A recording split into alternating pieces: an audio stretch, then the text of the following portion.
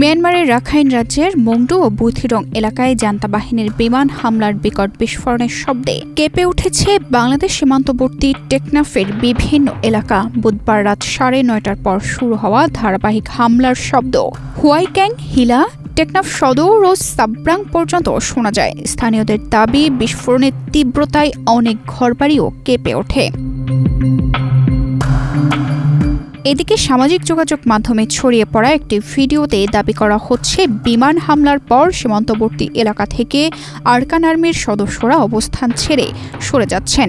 তবে ভিডিওটির সত্যতা স্বাধীনভাবে যাচাই করা সম্ভব হয়নি।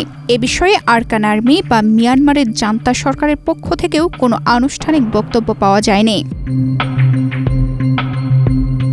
সীমান্ত পরিস্থিতি নিয়ে বাংলাদেশের কর্তৃপক্ষ সতর্ক নজরদারি অব্যাহত রেখেছে। তবে এ ঘটনায় বাংলাদেশের অভ্যন্তরে কোনো হতাহত বা ক্ষয়ক্ষতির খবর পাওয়া যায়নি। তানজিদা রহমান, ইনায়া, বাংলাদেশ প্রতিদিন।